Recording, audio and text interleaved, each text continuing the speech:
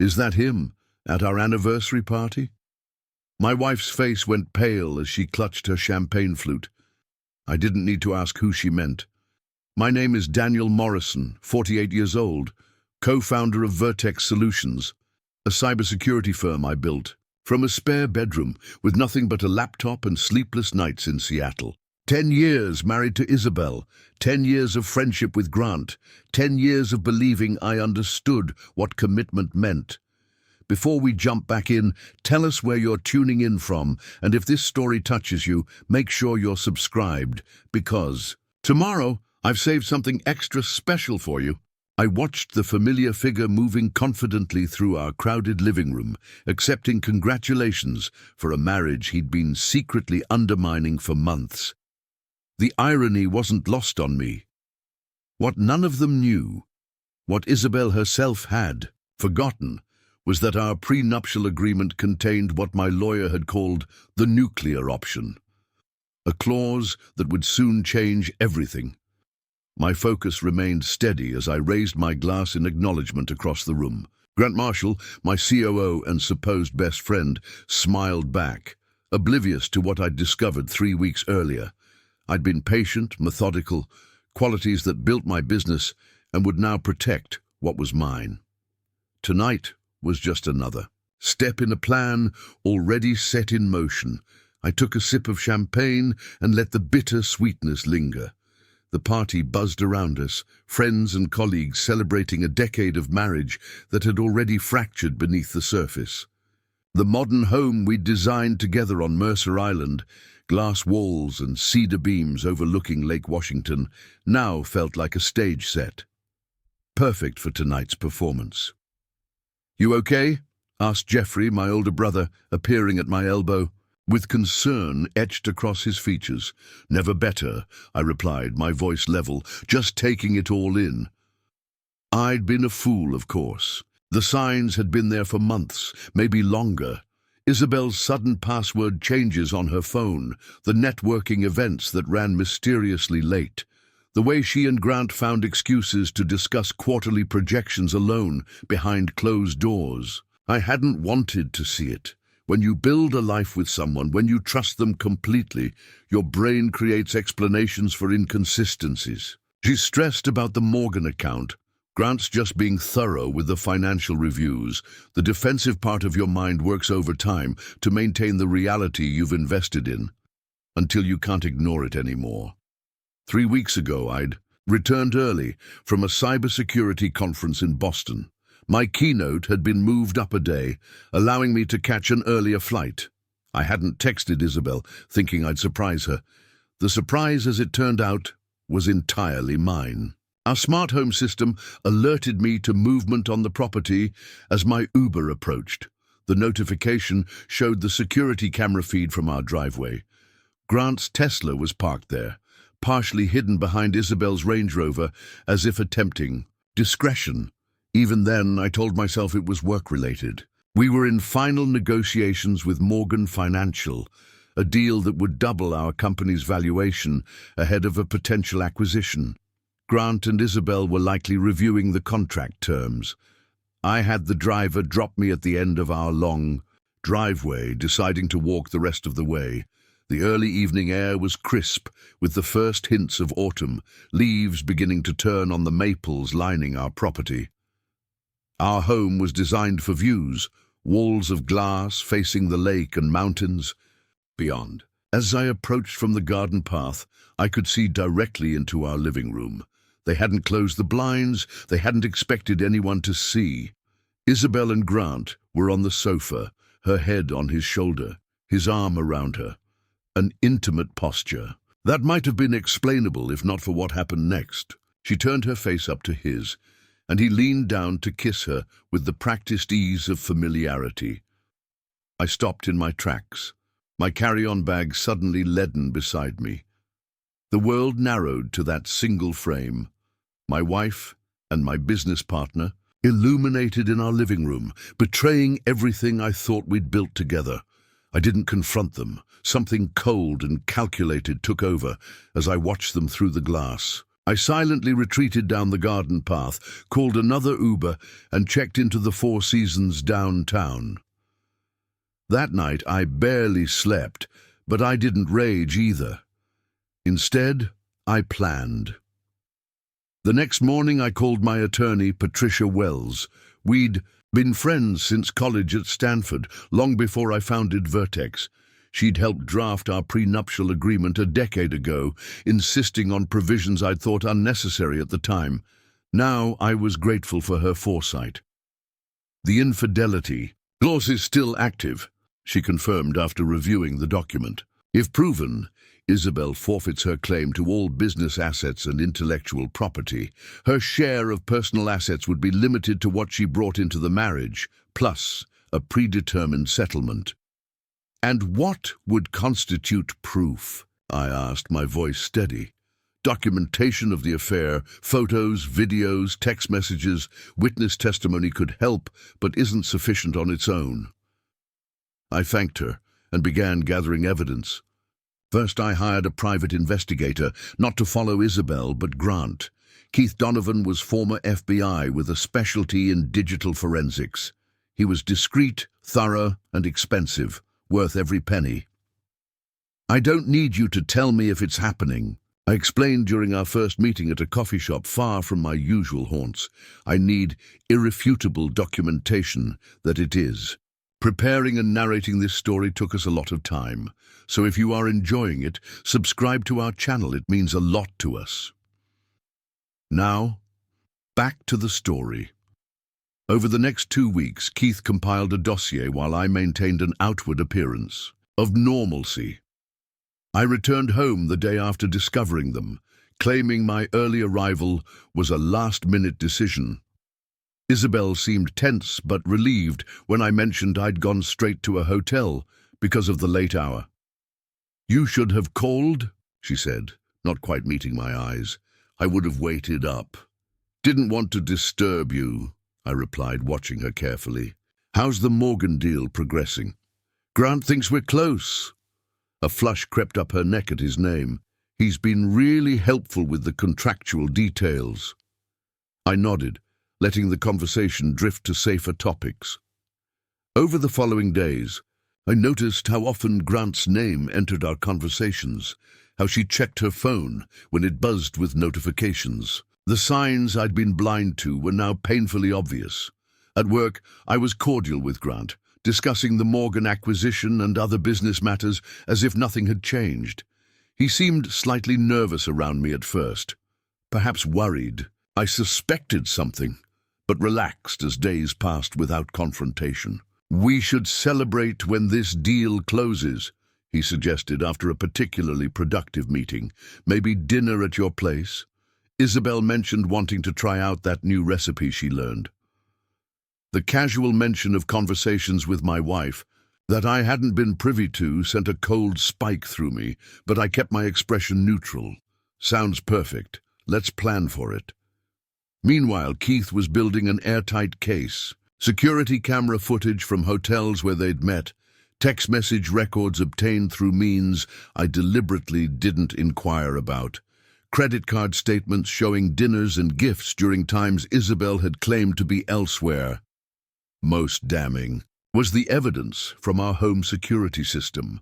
I'd installed it myself, an occupational advantage of being in cybersecurity. The system's logs showed patterns I'd never thought to check. Grant's frequent visits to our home when I traveled for business, always leaving before I was scheduled to return. By the time our 10th anniversary approached, I had everything I needed. I also had a decision to make. I could have confronted them immediately, filed for divorce, and triggered the prenuptial clause. It would have been the straightforward approach. But something deeper than anger was driving me now. A determination to dismantle this betrayal methodically, the way I'd built my business, with patience and strategic thinking. Our anniversary party had been planned months in advance. Over 60 guests, catering from Isabel's favorite restaurant, a string quartet playing in our garden. Isabel had thrown herself into the arrangements with unexpected enthusiasm, which I now recognized as guilt rather than excitement. The night before the party, as Isabel slept beside me, I finalized my strategy. The next day, I was calm as we prepared to receive our guests. Isabel seemed nervous, checking and rechecking arrangements that were already perfect. "Everything will be fine," I assured her, squeezing her shoulder gently. Was she afraid Grant might not come? Or that he would? "I know," she said, leaning into my touch briefly before pulling away. "I just want it to be perfect. 10 years is a milestone." Yes, I thought. A milestone indeed. The party began at 7. Friends, colleagues, and family arrived bearing gifts and congratulations. I played the role of devoted husband flawlessly, keeping one eye on the entrance, waiting for Grant's arrival. Isabel grew increasingly tense as the evening progressed. Without his appearance, at 8:30, just as she was about to give up, he walked in. Expensive suit, confident smile, carrying an elaborately wrapped gift. I watched Isabel's face cycle through relief, panic, and forced composure. That's when she turned to me with her champagne clutched tight, asking if that was him. "You should go greet him," I suggested mildly. "He's my business partner, after all." She hesitated, then nodded, moving across the room on unsteady legs. I observed their interaction, the careful distance they maintained, the tension in their bodies as they resisted familiar patterns of intimacy in public. Grant's eyes kept finding her even as he conversed with others. Her gaze returned to him like a compass, finding north. Jeffrey appeared beside me again, his expression troubled. "Something's off with you tonight," he observed quietly. "What's going on?" My brother knew me better than anyone. We'd grown up in a household where our father's volatility taught us both to read the subtlest shifts in mood, the smallest changes in expression. He could sense the cold purpose beneath my pleasant exterior. "Just tired," I lied. "Big deal closing next week?" He studied me, unconvinced. "If you say so. But remember what Dad always said. Revenge is a dish best abandoned," I finished for him, reciting our father's hard-won wisdom after his own bitterness nearly destroyed him. "I remember." "Good." Jeffrey squeezed my shoulder and moved away to chat with other guests. But this wasn't about revenge, I told myself. This was about justice, about consequences for actions freely chosen, about protecting what I'd built. At 10 o'clock, I clinked a spoon against my champagne flute, calling for attention. The room quieted as guests turned expectantly toward me. Isabel made her way to my side, her smile brittle. "Thank you all for coming tonight," I began, my arms slipping around my wife's waist. She tensed, but maintained her smile. 10 years ago, Isabel agreed to be my partner in life, for better or worse. Murmurs of appreciation rippled through the crowd. Grant stood near the back, his expression carefully neutral. "We've built so much together in that time," I continued. "A home, a business, a life we're proud of. None of it would have been possible without trust and loyalty, the foundations of any lasting relationship." Isabel's body grew rigid beside me. Could she sense what was coming? "I've learned that the most important contracts aren't the ones written on paper, but the promises we make to each other.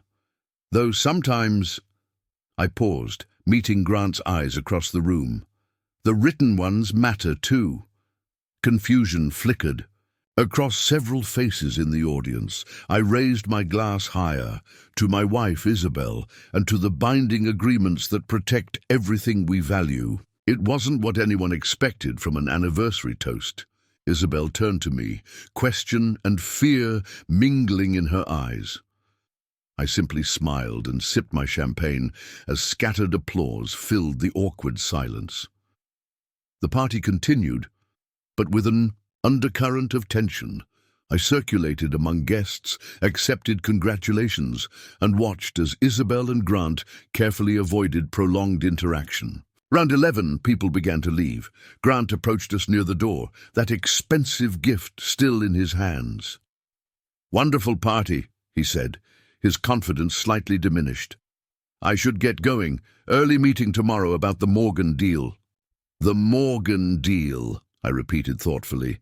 "We should discuss that tomorrow, actually. My office, 9 a.m. He nodded, a flicker of unease crossing his features. "Of course, I'll be there." After the last guest departed and the catering staff finished cleaning, Isabel and I were finally alone. She moved around the living room, unnecessarily straightening objects, avoiding my gaze. "That was an unusual toast," she finally said, her back to me as she adjusted a floral arrangement. "Was it?" I leaned against the doorframe, watching her. "I thought it was fitting." She turned slowly to face me, her composure cracking. "What did you mean about binding agreements?" "Just appreciating foresight," I replied evenly, "like the prenuptial agreement we signed. Do you remember it, Isabel?" Her face paled. "Of course I remember signing it. That was a decade ago. But do you remember what's in it?" I pressed. "Every clause, every condition." She swallowed visibly. "Why are you bringing this up now?" I crossed the room to the built-in bookshelf, removed a leather-bound folder from behind a row of books, and placed it on the coffee table between us. "Because it's our anniversary," I said softly. "A time to reflect on our commitments to each other." Isabel stared at the folder, making no move to open it. "Daniel, what's going on? I think you know." I kept my voice level, controlled.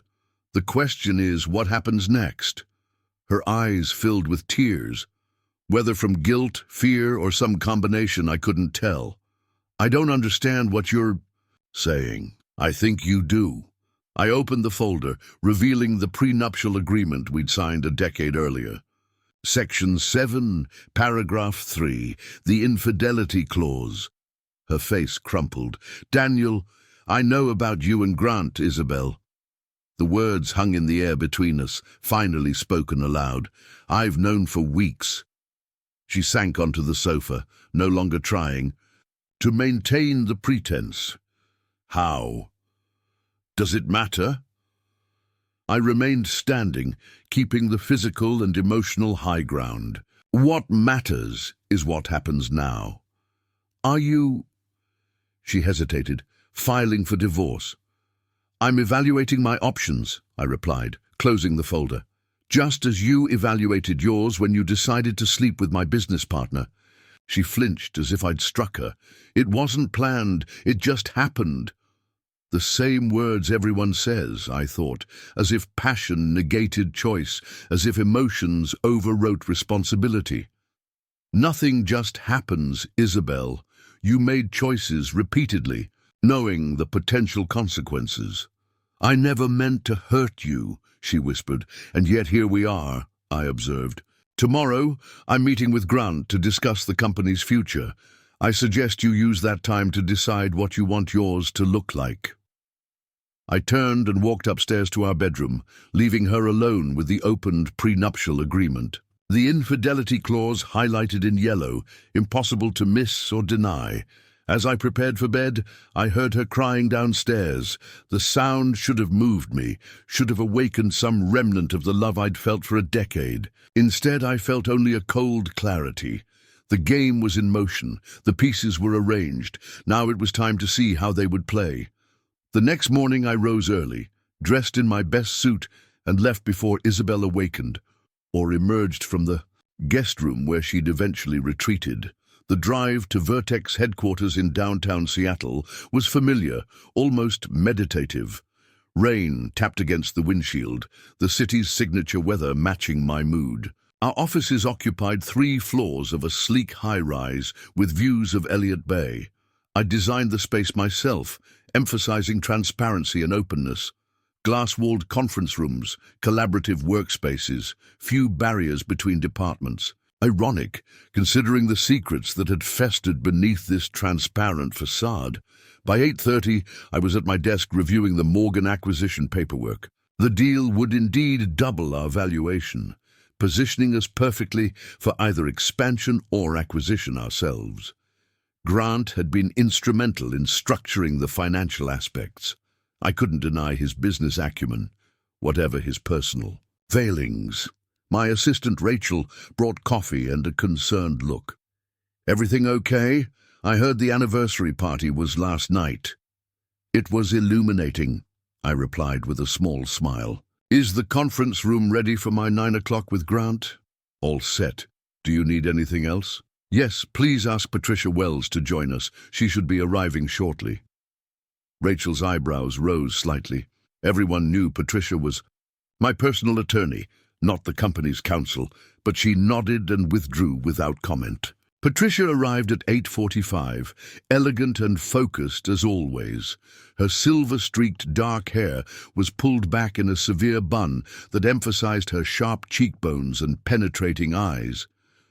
"Are you certain about this approach?" she asked once. "We were alone in my office. There are less confrontational options." "I'm certain," I confirmed. "Everything is prepared." She patted her leather portfolio. "All the documentation, all the paperwork, but Daniel," her voice softened, "this will get ugly." "It's already ugly," I replied. "I'm just bringing it into the light." At precisely 9, Grant arrived.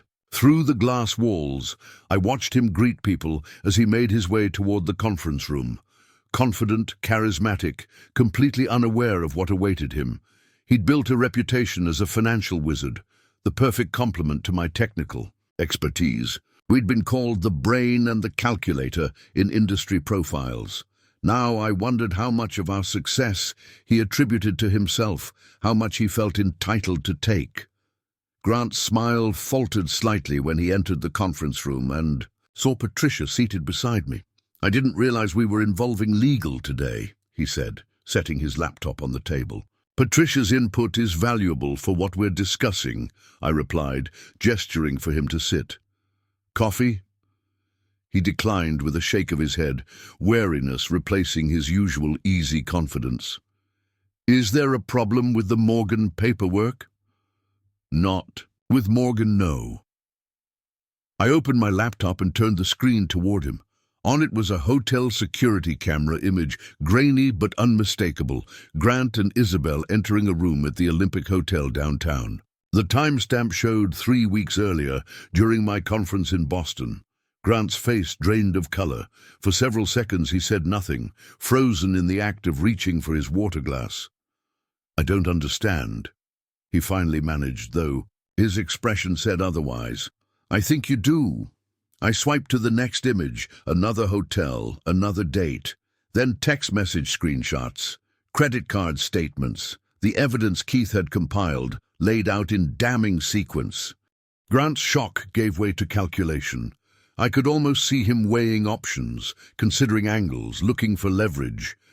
It was what made him good at his job, this ability to quickly assess situations and find advantages. "Daniel," he began, his voice taking on a conciliatory tone, "I know how this looks. It looks like my wife and COO have been having an affair," I interrupted. "Is that assessment incorrect?" He hesitated, then seemed to accept that denial was pointless. "No, it's not incorrect, but it's complicated. Simplify it for me." Grant leaned forward, elbows on the table. "Isabel was lonely. You've been focused on the company, on expansion, on the Morgan deal. She felt neglected. So you stepped in," I observed coldly, "out of concern." He had the grace to look uncomfortable. "It wasn't planned. We grew closer, working on the Morgan financials. One thing led to another. The familiar refrain, it just happened. One thing led to another. As if human agency played no role. As if they were leaves carried by a stream rather than adults making deliberate choices." "And now?" I asked. Confusion flickered across his face. "Now? What are your intentions toward my wife? Toward our business partnership?" Grant shifted uncomfortably. "Daniel, this doesn't have to affect the company. What's between Isabel and me? is inseparable from what's between you and me, I finished for him. Or did you think you could sleep with my wife and still maintain our business relationship? He spread his hands in a placating gesture. People work through these situations all the time. Divorce happens, relationships change, business continues. I turned to Patricia, who had been silently observing. Would you please explain the situation to Mr. Marshall? She opened her portfolio and removed several documents. Mr. Marshall, are you familiar with the terms of your partnership agreement with Vertex Solutions? Grant frowned. Of course. I own 30% of the company as co-founder and COO. Are you familiar with Section 12 regarding ethical conduct and company reputation? His frown deepened. Vaguely. Standard boilerplate about not bringing the company into disrepute. Patricia slid a document across the table. It's considerably more specific than that. This section details conduct considered fundamentally contrary to the partnership's integrity, including, she indicated a highlighted paragraph, carrying on a relationship with the spouse of another partner. Grant stared at the paragraph, then looked up in disbelief. You can't be serious. You're threatening my partnership stake because of a personal matter? A personal matter that violates our written agreement, I corrected. And yes, that's exactly what I'm doing. This wouldn't hold up in court, he argued, pushing the document away. It's an unreasonable restriction on personal relationships. Perhaps not, Patricia acknowledged, though there's substantial precedent for morality clauses in partnership agreements, but litigation would be public, messy, and damaging to the company's reputation and valuation, particularly with the Morgan acquisition pending. Understanding dawned in Grant's eyes. So that's it? You're using the Morgan deal as leverage? I'm giving you options, I replied evenly. Option 1. We dissolve our partnership according to Section 12. You surrender your equity at a predetermined valuation. I named a figure that was fair but significantly below current market value, and sign a non-compete agreement covering our client base. His face hardened. And option 2, you resign as COO, convert your ownership to silent investor status with no operational control, and end all contact with Isabel, professional or personal. You can't dictate who I have a relationship with, he protested. No, but I can determine who has operational authority in my company. And the prenuptial agreement between Isabel and me has a similar infidelity clause with significant financial implications for her. I watched as the full picture formed in Grant's mind. The leverage he thought he had, perhaps assuming Isabel would divorce me and they would start a new life together, possibly even launching a competing firm with their combined knowledge, disintegrating before his eyes. You've thought of everything, haven't you? He said quietly. I've had some time to consider the situation, I acknowledged, while you and Isabel were occupied elsewhere. Grant leaned back in his chair, studying me with new eyes. Perhaps he was seeing me clearly for the first time, not just as the technical founder who needed his financial expertise, but as someone capable of calculated strategic thinking. I need time to consider this, he finally said. You have 24 hours, I replied, standing to indicate the meeting was over. After that, I inform the board of your ethical breach and invoke Section 12 unilaterally. As he gathered his things to leave, a thought seemed to strike him. Does Isabel know about this, about the prenup enforcement? She's reviewing her own options, I said simply. After Grant left, Patricia turned to me with concern etched across her features. That went as expected. Are you sure this is the path you want to take? Divorce is painful enough without adding business complications. I'm not the one who added complications, I pointed out. They did that when they decided my marriage and business partnership were acceptable casualties of their desire for each other. She nodded reluctantly. What will you do if Grant refuses both options? He won't, I said with certainty. He's a calculator, remember? He'll run the numbers and see that fighting me costs more than accepting my terms. And Isabel, Patricia asked gently, what terms will you offer her? I looked out the window at the Seattle skyline, rain still falling steadily from a grey sky. That depends on her next move. By evening, I still hadn't heard from either of them. I worked late, focusing on the Morgan acquisition details that Grant had previously handled. Around 7, I received a text from Isabel. We need to talk. When will you be home? I didn't respond immediately. Let her feel the uncertainty, the powerlessness that comes from waiting for someone else's decision. It was a small taste of what I'd experienced discovering their betrayal. At 8, I packed up and drove home through rain that had intensified to a downpour. The house was dimly lit when I arrived, just a few lamps creating pools of warm light in the otherwise dark space. Isabel sat in the living room, a glass of red wine on the table before her, untouched. You didn't answer my text, she said, as I hung my rain-dampened coat. I was working. I poured myself a scotch and took the chair opposite her. You wanted to talk. She looked exhausted, her usual polished appearance replaced by a vulnerability I hadn't seen in years. Grant called me today. He said you know everything, that you're forcing him out of the company. I gave him options, I corrected. Forcing implies no choice. He said you're invoking the infidelity clause in our prenup. Her voice wavered slightly. That I could lose everything. Not everything, I clarified. The clause specifically covers assets related to Vertex and joint property acquired during the marriage. Your inheritance, your personal accounts from before we married, and a predefined settlement amount would remain yours. She shook her head in disbelief. How can you be so clinical about this? 10 years of marriage, and you're talking about asset distribution like it's a quarterly report. How should I be talking about it? I asked quietly. With the passion you and Grant shared behind my back? With the emotional authenticity you brought to our anniversary party while carrying on an affair with my business partner? Her eyes filled with tears. I made a terrible mistake, Daniel. I know that. But don't throw away everything we've built over one wrong choice. It wasn't one choice, Isabel. It was dozens, maybe hundreds of individual decisions to betray our marriage. Every text, every meeting, every lie about where you were and who you were with. She wiped her eyes, composure returning as she shifted to a different approach. What do you want then? If not divorce, what? I want what I've always wanted, I replied simply. Honesty, loyalty, respect.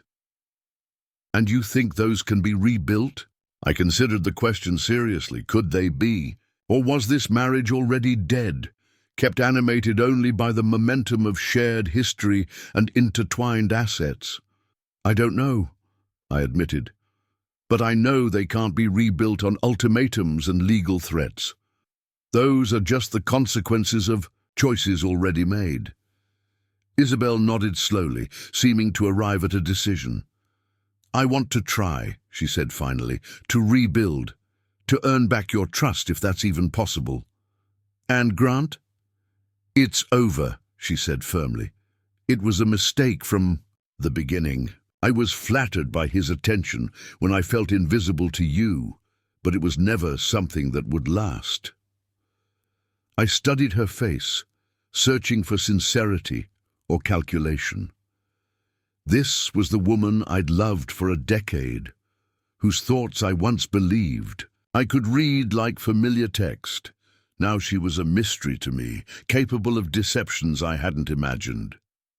If we try this, I said carefully, it would mean changes, counseling, complete transparency, and you would need to sever all contact with Grant, professional and personal. I understand. She hesitated.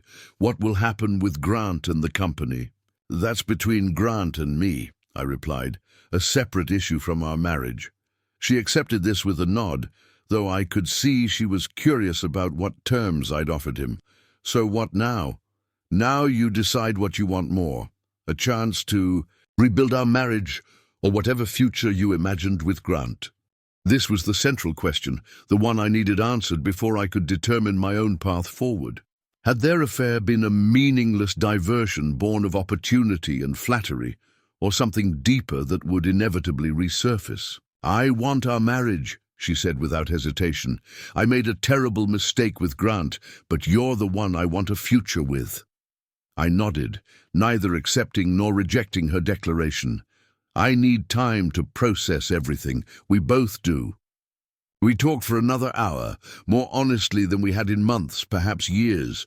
Isabel admitted to feeling neglected as my focus on Vertex intensified. I acknowledged withdrawing into work rather than addressing problems in our marriage.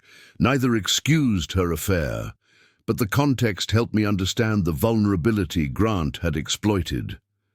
By midnight, we'd reached a tentative agreement. Isabel would move into the guest suite while we began intensive counseling. She would draft a letter formally resigning from her position at Vertex, where she'd served as marketing director, to create professional distance during this period of rebuilding. We would review the situation in 3 months before making permanent decisions. As I finally prepared for bed, exhausted from the emotional toll of the day, my phone buzzed with a text from Grant. "I'll take option 2.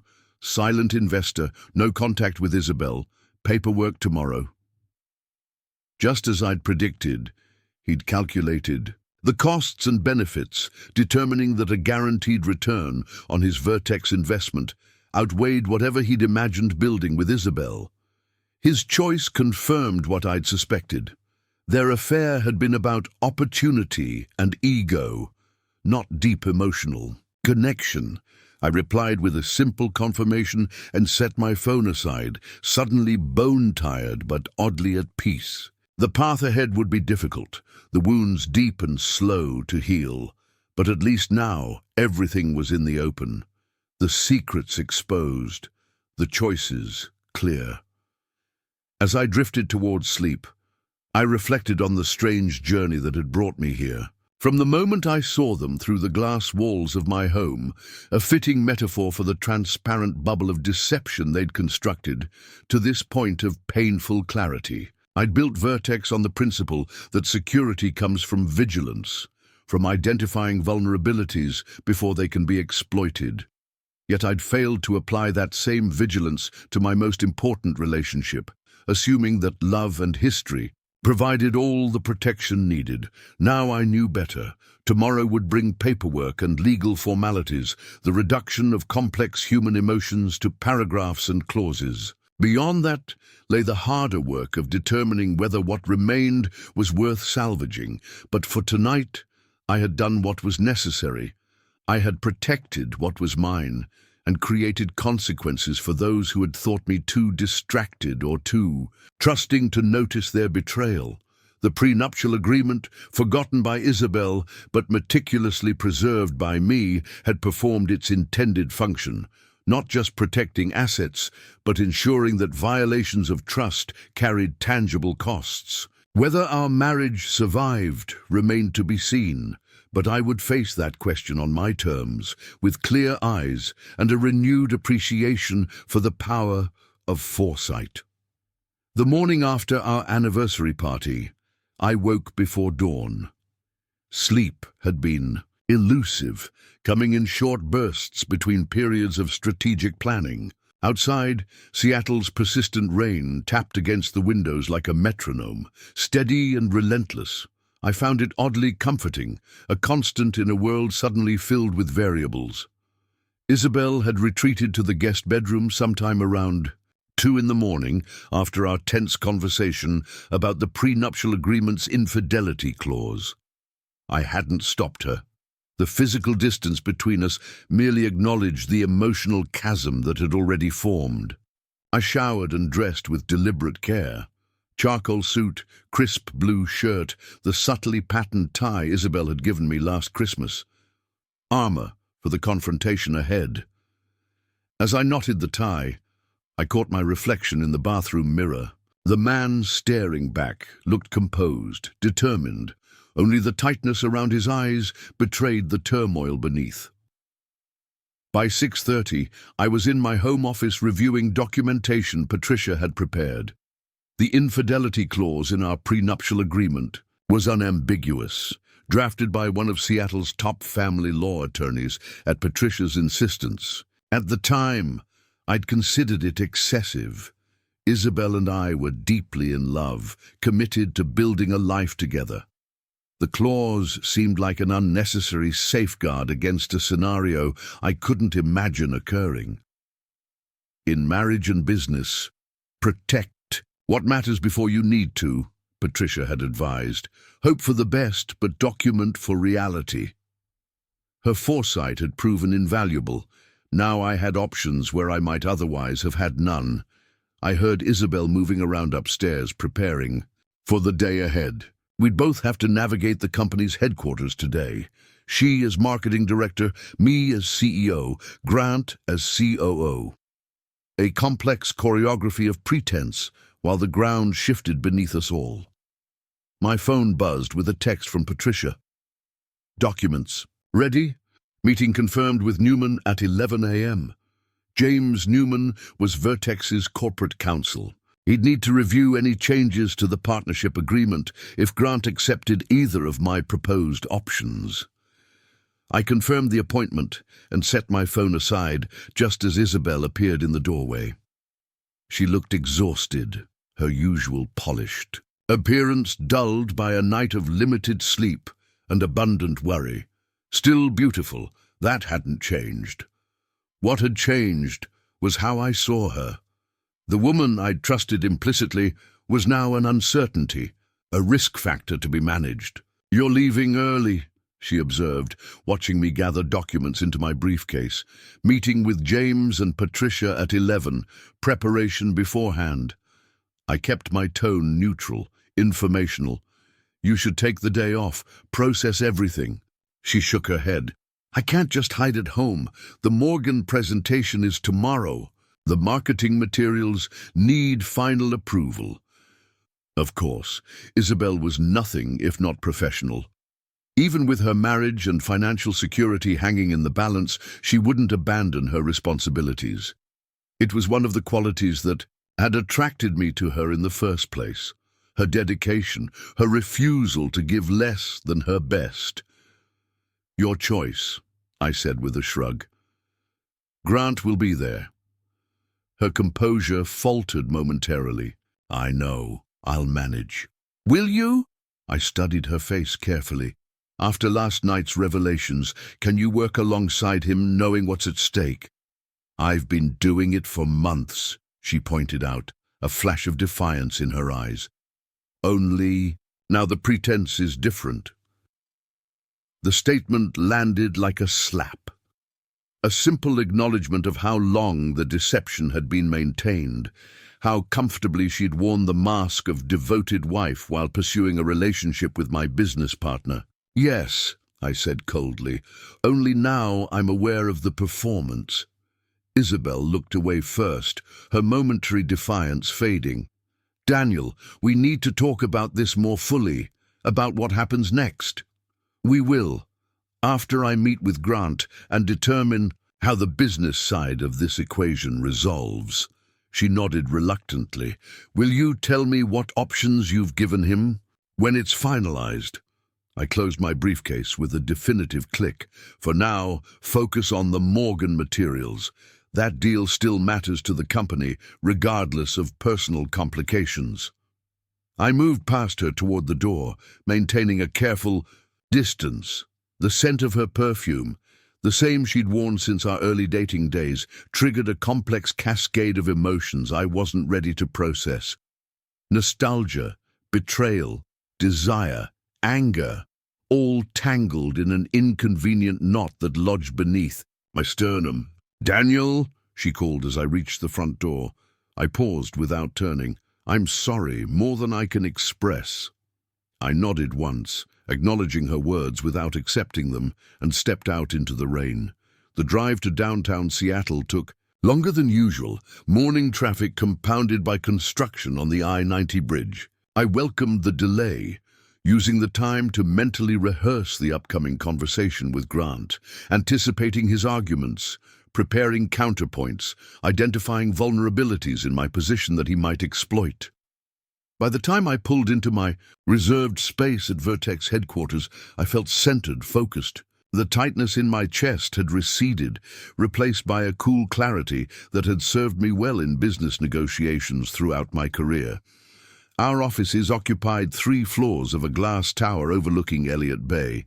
I'd chosen the location deliberately. When we outgrew our previous space, the views of water and mountains provided perspective, a reminder of scale when business problems seemed all-consuming. Today, the panorama of Puget Sound, stretching toward the Olympic Peninsula, offered a different kind of perspective. My marriage might be fracturing, but the world continued uninterrupted. There was something comforting in that constancy. I took the elevator directly to our executive floor, nodding to early arriving employees, but avoiding substantive conversation. My assistant, Maya, looked up as I entered the reception area outside my office. "You're in early," she observed, already pulling up my calendar on her tablet. "Coffee's brewing."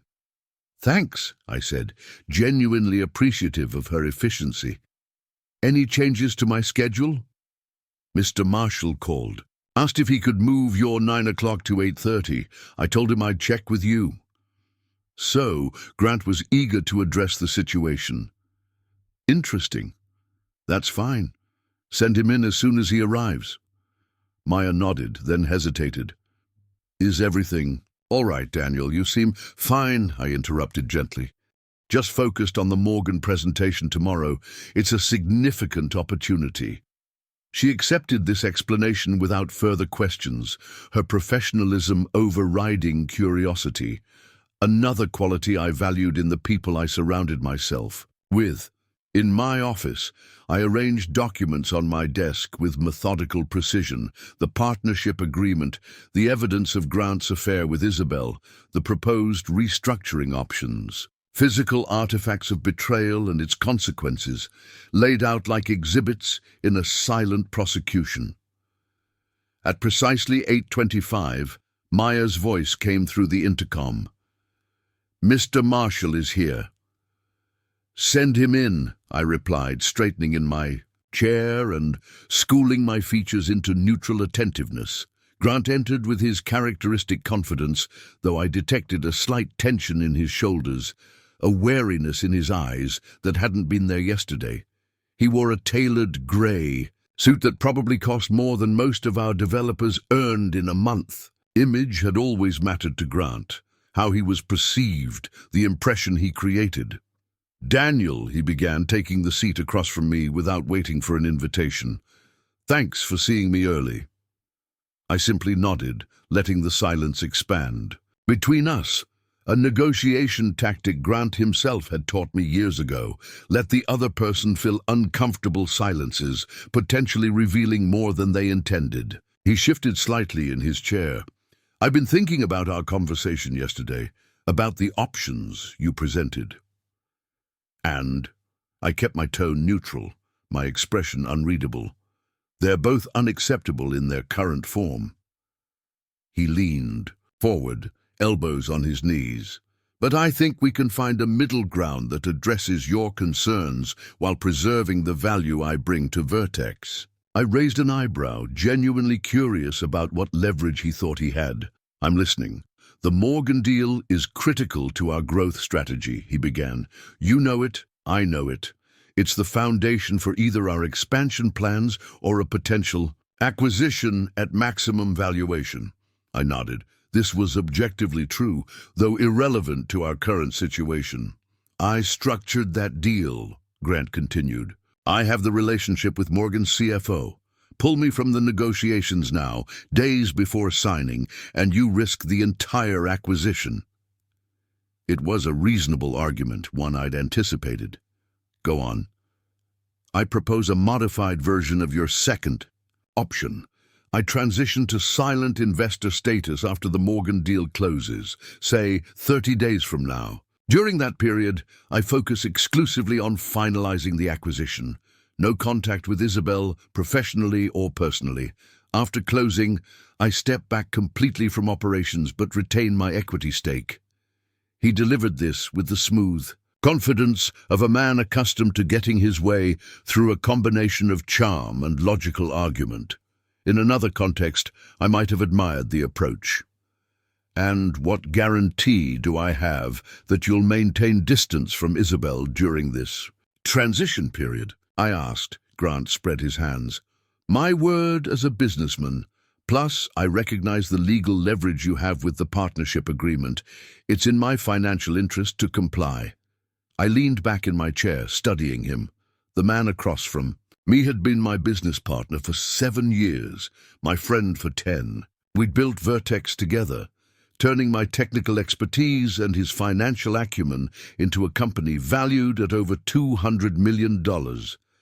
I'd trusted him with my business, my friendship, my home, and he'd betrayed that trust in the most personal way possible. Your word, I repeated softly, the same word that was implicitly given when you entered my home as a trusted friend, when you accepted dinner invitations and vacation time with my wife and me, all while pursuing a relationship with her behind my back. His expression tightened.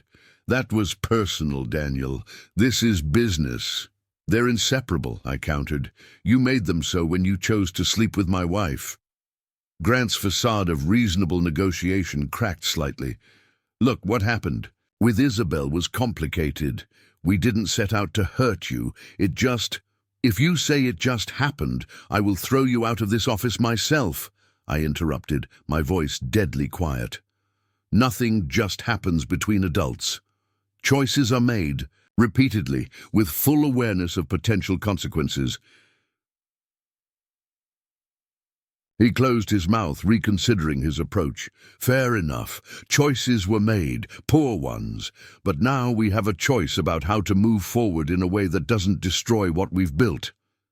That's where you're wrong, I said, opening the folder containing our partnership agreement. You've already made choices that threaten what we built. I'm simply implementing the contractual consequences of those choices. I slid the document across to him, Section 12 highlighted in yellow. You suggested a modified version of Option 2. Here's my counteroffer. You complete the Morgan acquisition as planned. During that period, you have 0 contact with Isabel. No meetings, no calls, no texts. All communication goes through me or the respective department heads. Once the deal closes, you convert to silent investor status with a reduction in equity from 30% to 15%, purchased at fair market value. Grant's eyes widened. 15%, that's generous considering the circumstances. I finished for him. The alternative remains invoke Section 12 and remove you entirely with your shares purchased at the predetermined rate specified in our agreement, approximately 40 cents on the dollar of current valuation. He calculated. Quickly, it was what he did best. 15% of Vertex at current valuation was still worth approximately $30 million. Under Section 12, his 30% would be valued at around $24 million. The financial mathematics were clear. And Isabel? He asked finally. What happens with her?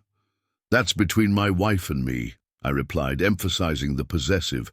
Not your concern under either scenario. Grant studied me with new eyes, perhaps seeing me clearly for the first time. Not just as the technical founder who needed his financial expertise, but as someone capable of the same cold calculation he prided himself on. You've thought of everything, he said quietly. No, I corrected him. I never thought I'd need to think of this. But once it became necessary, I applied the same thoroughness that built this company. He nodded slowly, accepting the reality of his position. I need to review this with my attorney. Of course, you have until 5 p.m. today. After that, I call an emergency board meeting and present the evidence of your ethical breach under Section 12. Grant gathered the documents and stood, his typical smooth confidence replaced by the stiff movements of a man under constraint. At the door, he paused. For what it's worth, I never intended this outcome. Isabel and I... He trailed off, recognizing the futility of explanation. Intentions matter less than actions, I said simply. You taught me that in our first negotiation, together. After he left, I sat motionless, listening to the rain against the windows increase in intensity. 7 years of partnership, 10 years of friendship, ended in a 15-minute conversation about equity percentages and contractual clauses. The business world's equivalent of divorce proceedings, clinical, focused on assets rather than emotions. My intercom buzzed. Patricia Wells is here, Meyer announced. Send her in. Patricia entered, elegant as always in a charcoal pantsuit that matched the Seattle sky. She set her briefcase on the chair Grant had vacated and studied my expression. How did it go? She asked, already removing documents from her case. As expected. He attempted to negotiate, emphasizing his importance to the Morgan deal. She nodded. Predictable leverage point. And your response? Modified option 2, 15% equity retention after Morgan closes, 0 contact with Isabel during transition. Patricia raised an eyebrow. Generous. I expected you to invoke Section 12 immediately. It's not generosity, I clarified. It's pragmatism. Grant structured the Morgan deal. His relationship with their CFO is valuable for closing smoothly, and a public breach between partners would create uncertainty about Vertex's stability. Always the strategic thinker, Patricia observed with a small smile, even in personal crisis. Especially in personal crisis, I corrected. Emotion is a luxury I can't afford right now. We spent the next hour reviewing the modified agreement. Patricia would prepare for Grant's signature. As we finalized details, a text from Isabel arrived. Grant just called. Says you're forcing him out after Morgan closes. Is this true? I showed Patricia the message. Interesting, she mused. He's already reached out to her despite knowing contact jeopardizes his position. Or she reached out to him, I suggested. Either way, it demonstrates the challenge ahead. Are you going to respond? I considered briefly, then typed, We'll discuss when I get home. Focus on Morgan materials for now. Deliberately professional. Deliberately vague. Isabel would have to wait for details, just as I had waited for the truth about their relationship. Patricia watched me set the phone aside. And the personal side of this equation? Have you decided how to proceed with Isabel?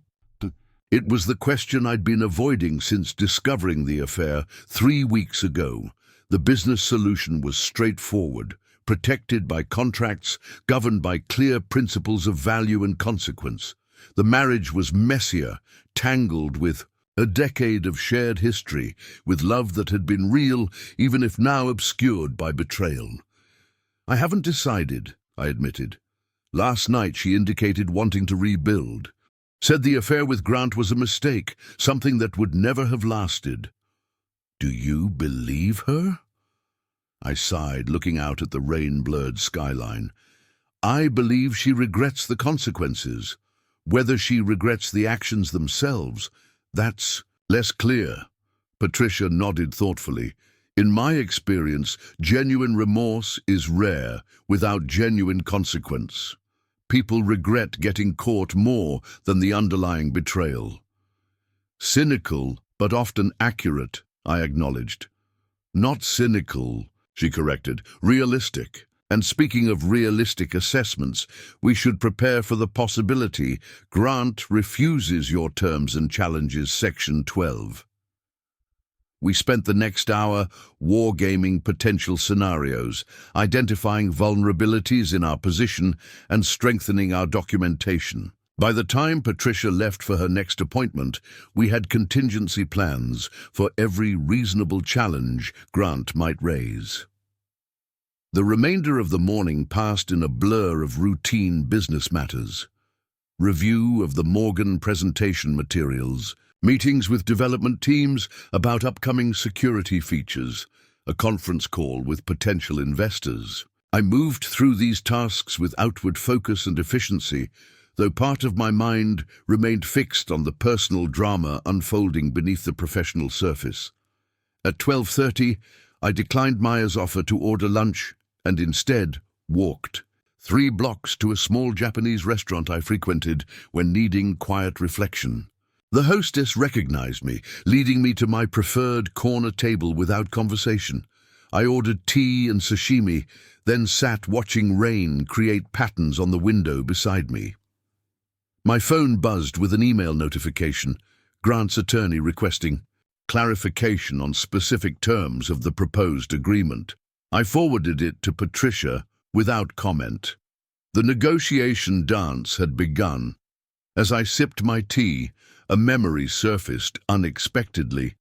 Isabel and me on our honeymoon in Kyoto, sheltering from rain much like today's in a tiny tea house. She had been captivated by the concept of wabi-sabi, the Japanese aesthetic, embracing imperfection and impermanence.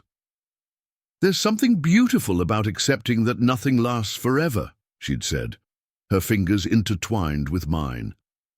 "It makes the present more precious." Had she been thinking of that philosophy when she chose to risk our marriage for an affair with Grant? Was I now experiencing the practical application of impermanence she'd found so poetic? The thought carried more sadness than anger, which surprised me. Perhaps beneath the strategic calculations and legal maneuvering, I was already beginning to accept that what we'd built together was ending, not in the way I'd imagined, but ending nonetheless. My phone rang, interrupting this philosophical detour. The screen showed James Newman, our corporate counsel. "Daniel," he began when I answered, "I've reviewed the modified agreement Patricia sent over. From a corporate governance perspective, it's solid. The board will need to approve the equity adjustment. But given the circumstances outlined in Section 12, I anticipate no resistance." "Good," I replied. "And the confidentiality provisions?" "Airtight. Neither party can disclose the circumstances, leading to the restructuring without triggering penalties." "Excellent, thank you, James." I finished my lunch and walked back to the office through rain that had settled into a steady drizzle. Seattle in its natural state, the city's perpetual tears washing everything clean, preparing surfaces for new beginnings. The afternoon proceeded with methodical efficiency. I reviewed final preparations for tomorrow's Morgan presentation, met with our Chief Security Officer about updates to our flagship product, and fielded questions from our finance team about quarterly projections, normal business activities continuing while personal foundations crumbled, the corporate equivalent of the band playing as the Titanic sank. At 4:15, Maya announced that Grant had requested another meeting. "He says it's urgent," she added, "regarding your morning discussion." "Udo, send him in," I instructed, straightening papers on my desk and closing the laptop displaying Isabel's latest marketing materials for the Morgan presentation. Grant entered looking considerably less composed than during our morning meeting. His tie was slightly askew, his expression tense. "I've reviewed your proposal with my attorney," he began without preamble, remaining standing. "He thinks challenging Section 12 could succeed, given that the clause potentially restricts personal relationships in a way that might not be enforceable." I nodded, having anticipated this argument. "He's correct that it creates an interesting legal question, one that would take 18 to 24 months to resolve in court, during which time Vertex's reputation would suffer, the Morgan deal would likely collapse, and our valuation would decline significantly." Grant's jaw tightened. He recognized the reality, a Pyrrhic victory at best. "Additionally," I continued, "such proceedings would necessarily make public the nature of your ethical breach. I doubt future potential business partners would find your conduct reassuring." He paced to the window, staring out at the rain-slicked city below. "This is punitive, and you know it." "No," I disagreed calmly. "Punitive would be invoking Section 12 in its entirety, removing you completely with minimum compensation. This is consequence grant. Different concept." He turned back to face me. "And if I accept your terms, what then?" "Then you transition to silent investor status after the Morgan closing, retain 15% equity, and we both move forward, without the daily reminder of betrayal that your presence would create." Grant studied me for a long moment. "You'd still have to see Isabel every day." "Isabel is my wife," I replied evenly. "Our situation has different parameters." He gave a short, humorless laugh. "Always the logical one, aren't you? Even in this. Logic is reliable when emotions become complicated." Grant returned to the chair across from my desk, the fight visibly leaving him. "She loves you, you know. What happened between us, it wasn't about replacing you." I felt a flicker of anger break through my careful composure. Don't pretend to explain her feelings to me, and don't attempt to justify what you both chose to do." He held up his hands in surrender. "Fair enough. Do you accept the terms?" I asked, returning to the central question. Grant exhaled slowly. "Yes. Have your attorney send the final agreement. I'll sign it tomorrow after the Morgan presentation." I nodded, neither triumphant nor relieved.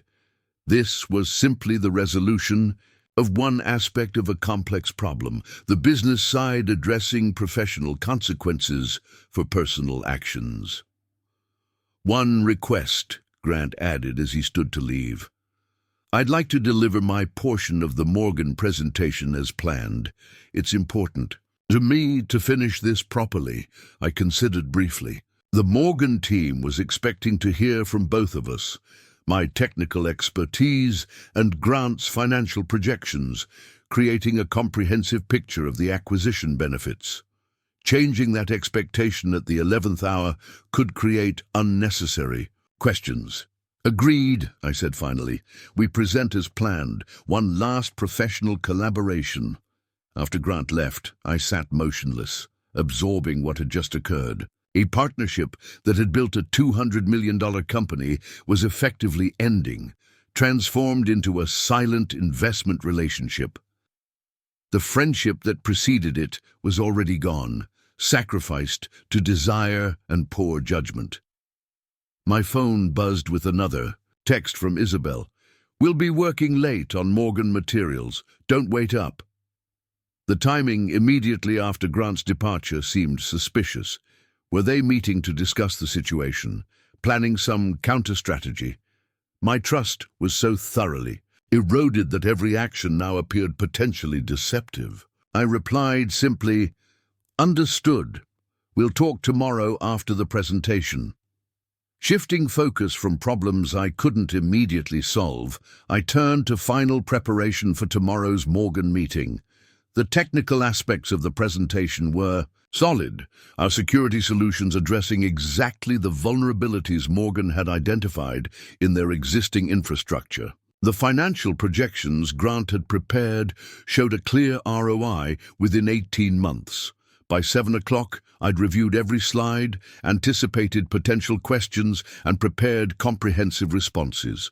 The presentation was as bulletproof as our security software claimed to be. If only personal relationships could be similarly protected against intrusion and betrayal.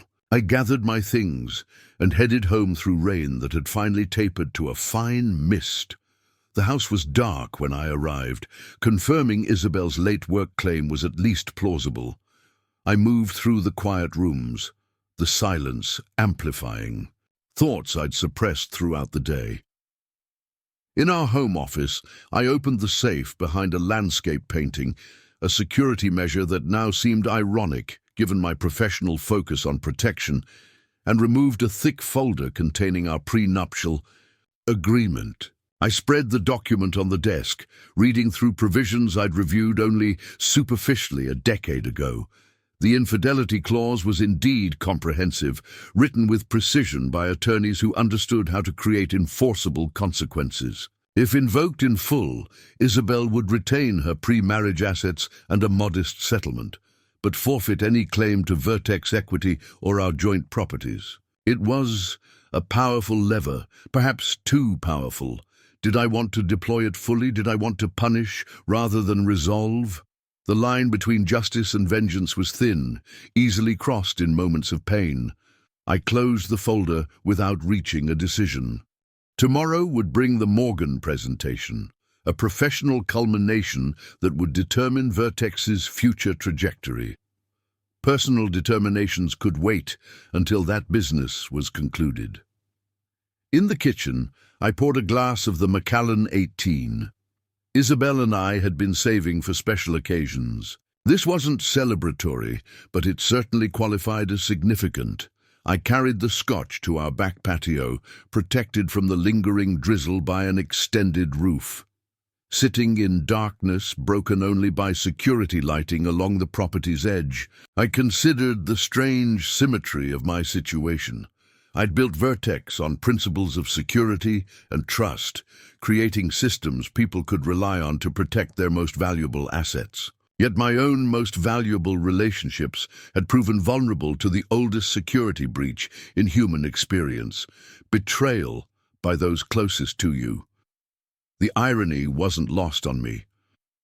Perhaps this was why I'd approached the situation with such methodical calculation, treating it as a system failure requiring logical response rather than an emotional wound demanding reaction. It was the approach that had built my company and my reputation.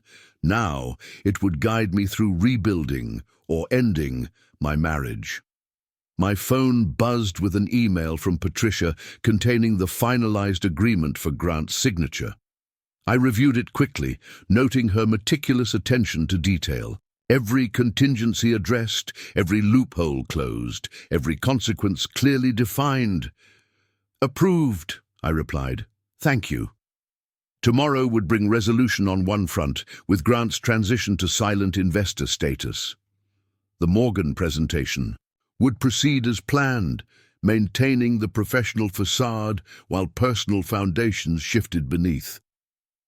And afterward, Isabel and I would need to have the conversation we'd been avoiding, about trust, about consequences, about whether 10 years of marriage could survive such a fundamental breach. The rain had stopped completely now, stars occasionally visible through breaks in the cloud cover.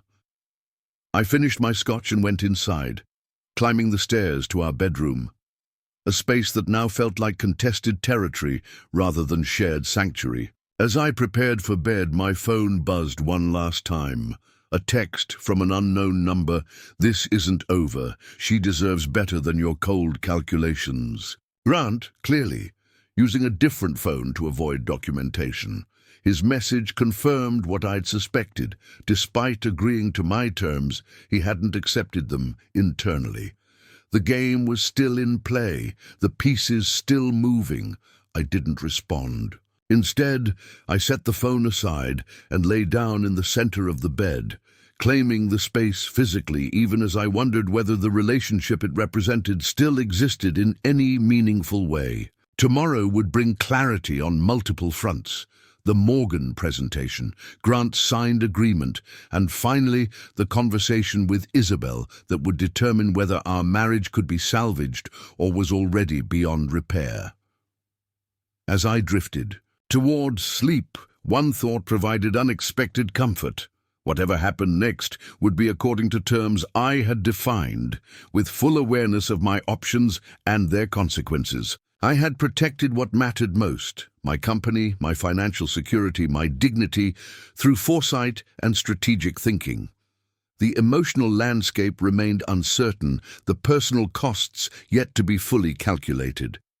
But I would face those determinations from a position of strength rather than vulnerability. The prenuptial clause that Isabel had forgotten and Grant had never known about had performed its function, creating consequences for those who had underestimated both my awareness and my resolve. Whether our marriage survived remained an open question, but I would confront that question on my terms, with clear eyes and renewed respect for the power of preparation in all aspects of life. The morning of the Morgan presentation dawned clear and bright, a rare Seattle day when the mountains stood crisp against a cloudless sky. I took it as a good omen, clarity after storm, revelation after deception. I'd slept surprisingly well, the decisions of the previous day creating a foundation of certainty amid chaos. Isabel had returned home late, long after I'd gone to bed. I heard her moving quietly through the house, respecting the boundaries that now existed between us. This morning she was already gone when I awoke, likely at the office finalizing presentation materials. We were operating with professional courtesy but personal distance, an arrangement that might become permanent depending on the conversations that would follow today's meeting. I dressed methodically, selecting the dark blue suit I reserved for major client presentations.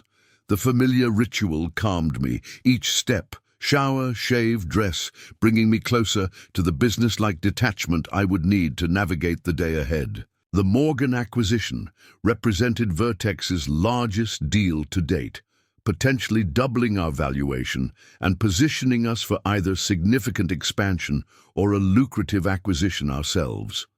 Personal drama couldn't interfere with this business milestone. I had compartmentalized successfully so far, separating the betrayal of my marriage from the operations of my company. Today would test that separation more intensely, with Grant, Isabel, and me all participating in the presentation, 3 points of a fractured triangle, forced into temporary alignment by professional necessity. As I adjusted my tie, my phone rang. Jeffrey, my brother, calling earlier than usual. "How are you holding up?" he asked without preamble when I answered. "Focused," I replied, an accurate if incomplete assessment. That's not what I asked. Jeffrey had always seen through my deflections. "Isabel called me last night. She was upset, said things were falling apart between you." I paused, surprised.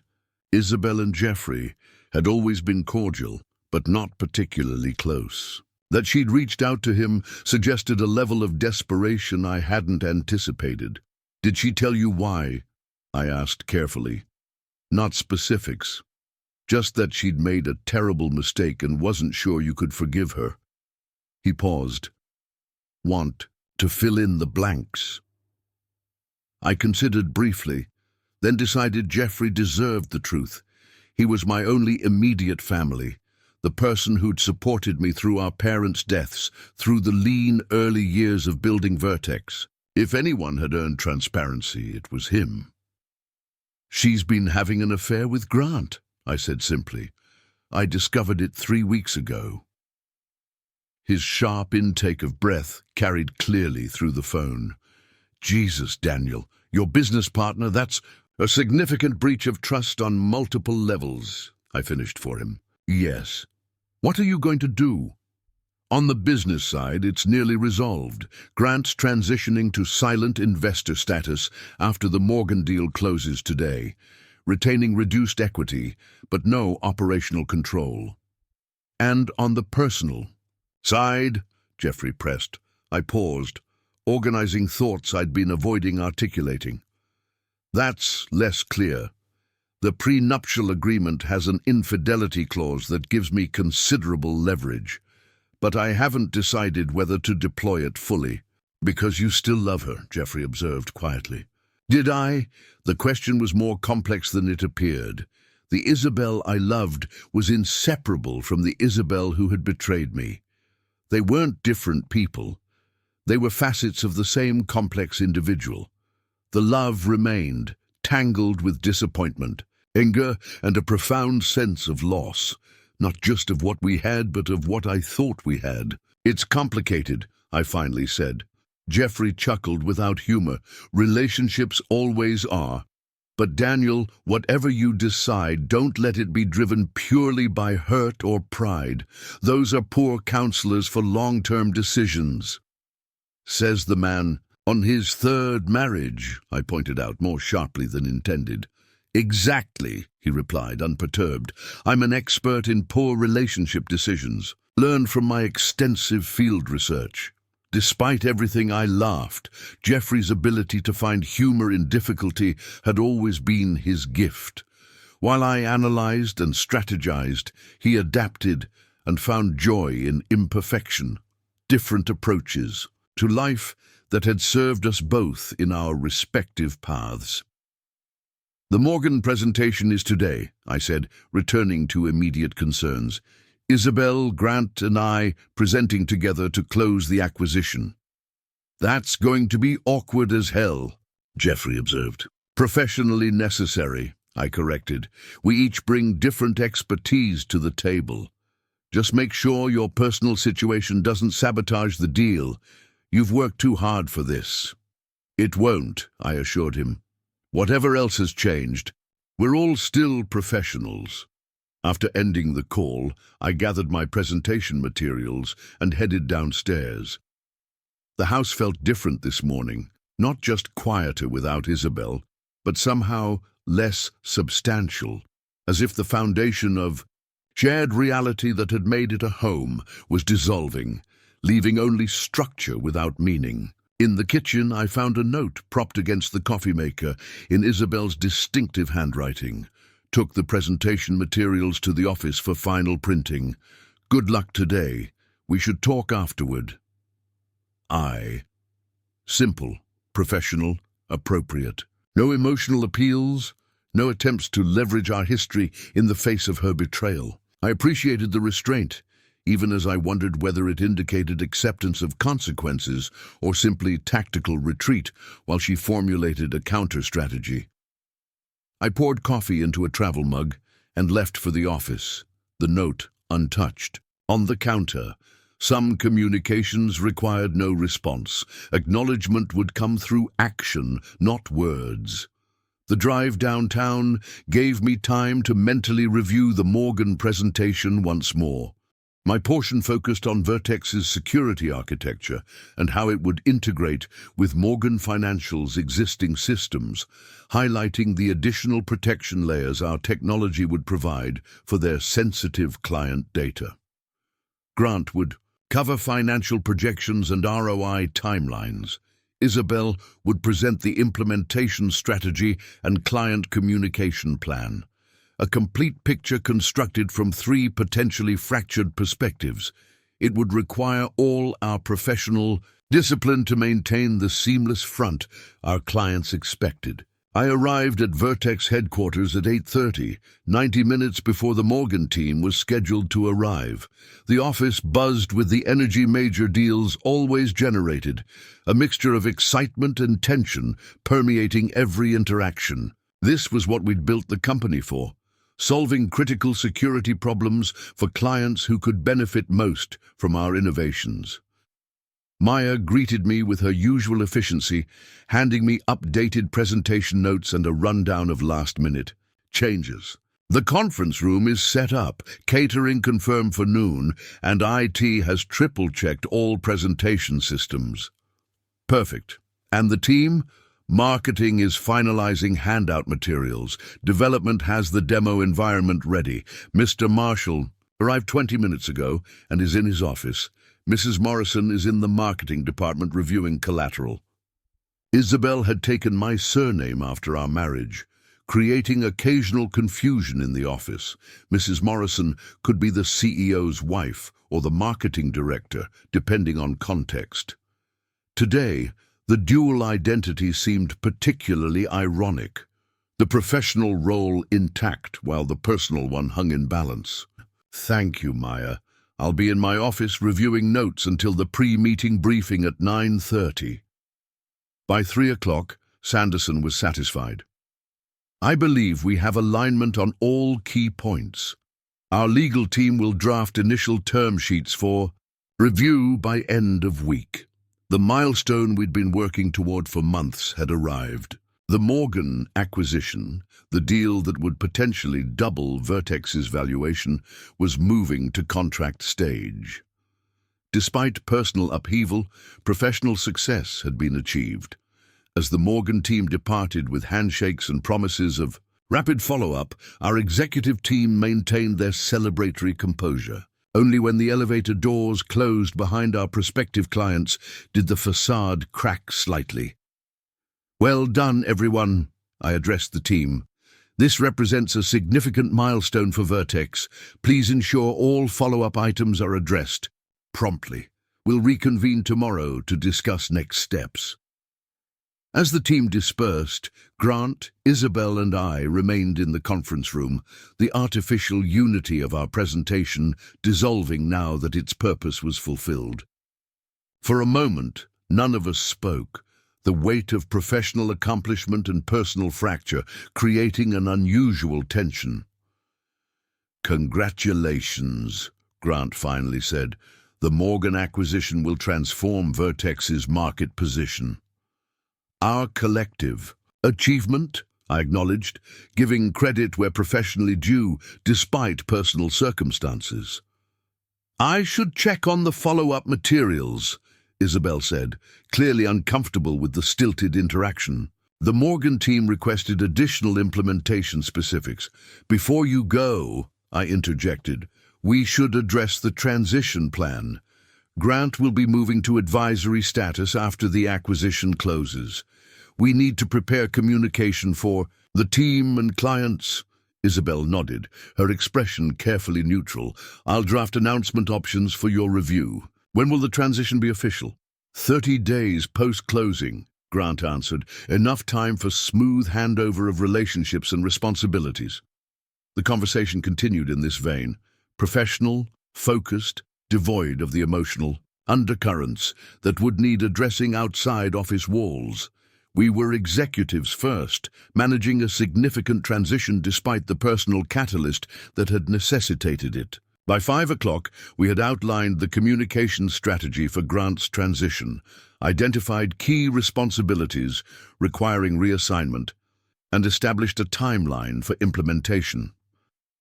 The business mechanism continued functioning even as personal relationships required reconfiguration. As we concluded, Grant gathered his materials and stood. "I'll have transition documentation prepared by Monday, all client relationships and financial projections organized for handover." "Thank you," I said simply. "Your professionalism is appreciated." He nodded once, then left without further comment. Whether the courtesy was genuine or performance was impossible to determine. Grant had always excelled at presenting the image. Circumstances required, regardless of underlying reality. Isabel remained, organizing presentation materials with unnecessary precision. "That went well," she observed, her focus on the papers before her rather than meeting my eyes. The Morgan team seemed convinced. "They were," I confirmed. "Term sheets by end of week indicates serious intent to proceed." She nodded, finally looking up. "And us, Daniel? What's our timeline for determining next steps?"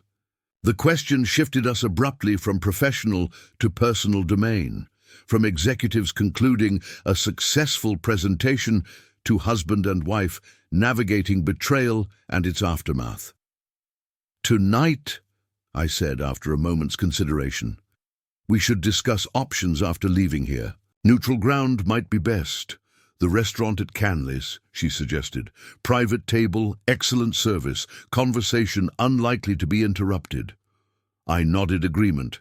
Canlis was upscale and discreet, a Seattle institution known for both culinary excellence and privacy. 8 o'clock. "I have calls to return before then." "I'll make the reservation," she said, gathering her materials. "And Daniel, thank you for maintaining our professional relationship through this. Today's presentation could have been disastrous if you'd chosen differently." "The company's success benefits everyone involved," I replied simply. "Personal situations don't change that reality." After Isabel left, I remained in the conference room, staring at the Seattle skyline visible through floor-to-ceiling windows.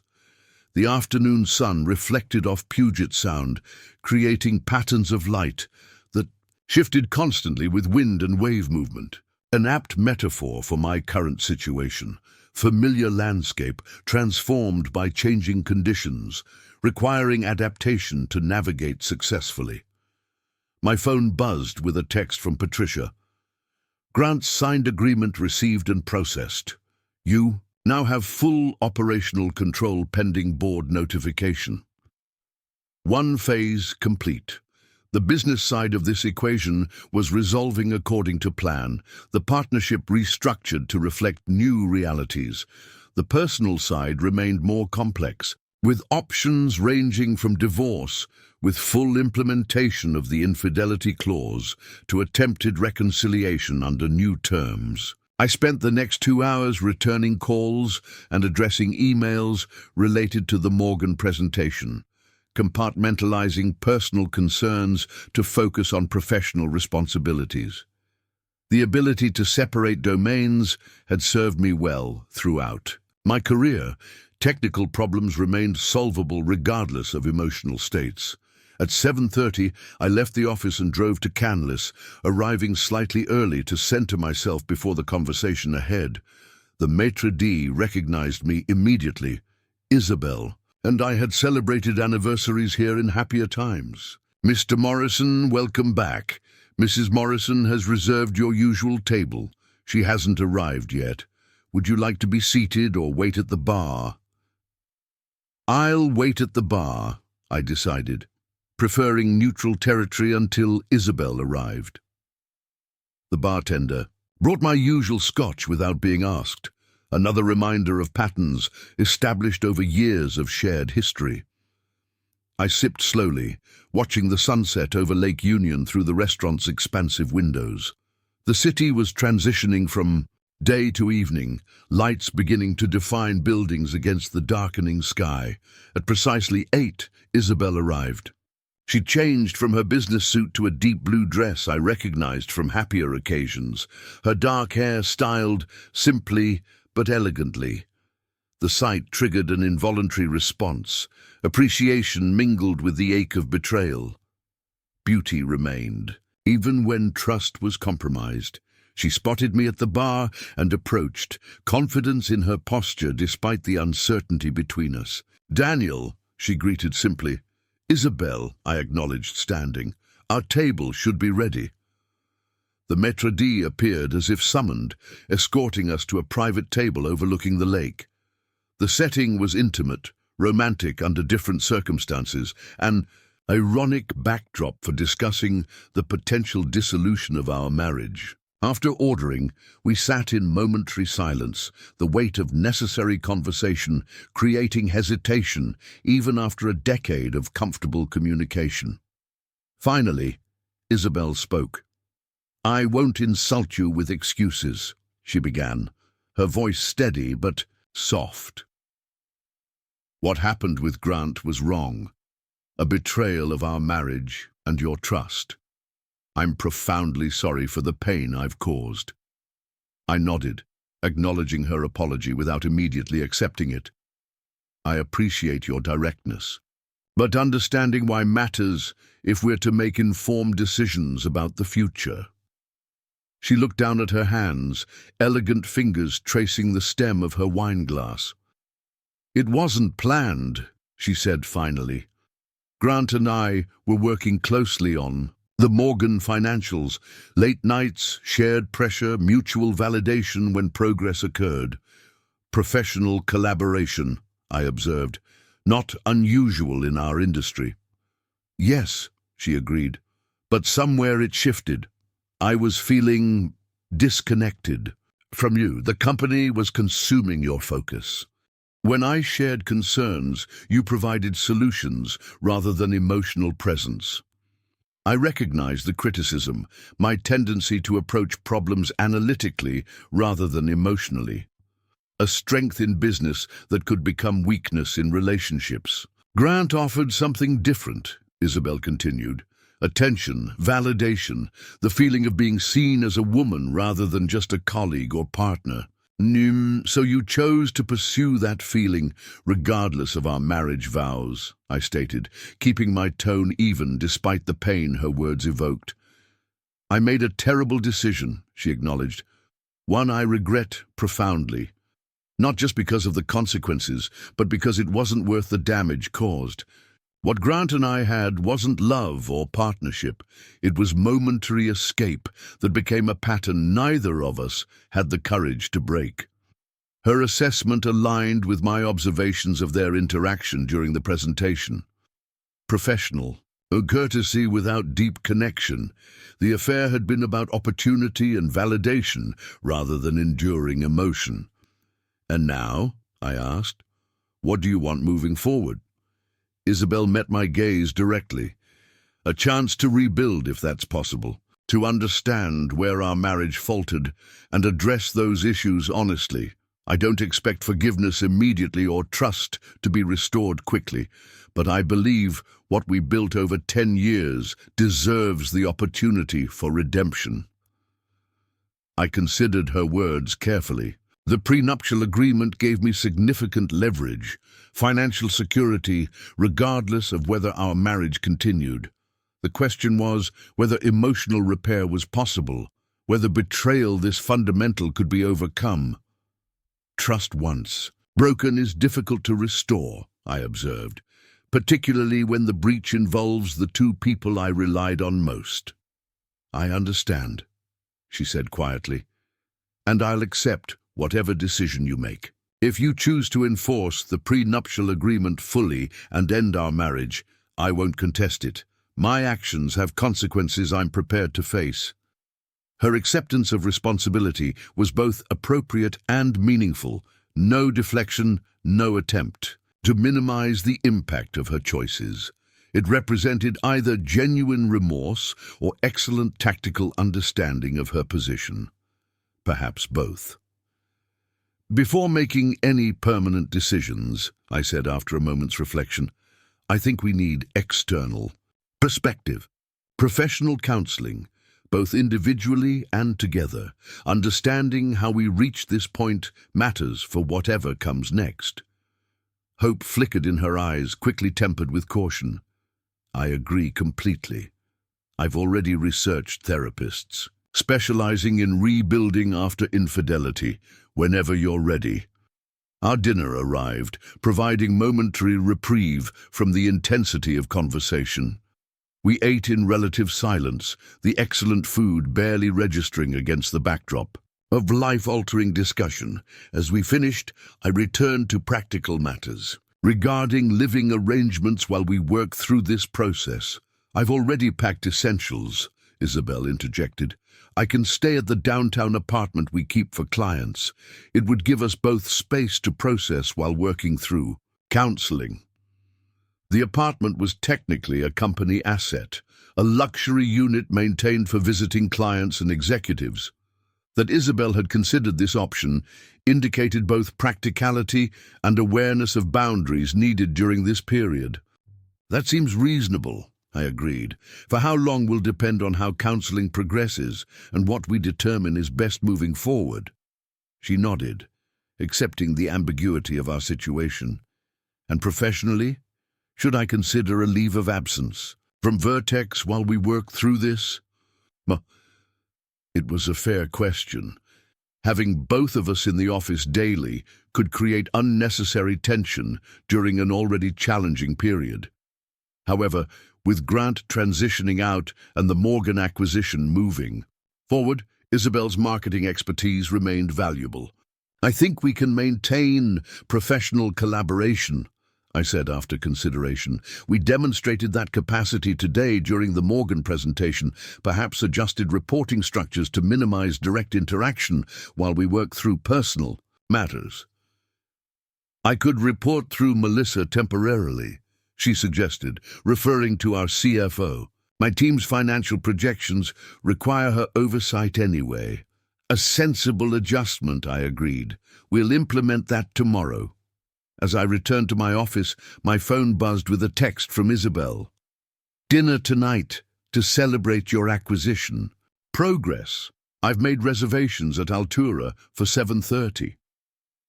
Altura was among Seattle's finest restaurants, intimate and elegant without being ostentatious.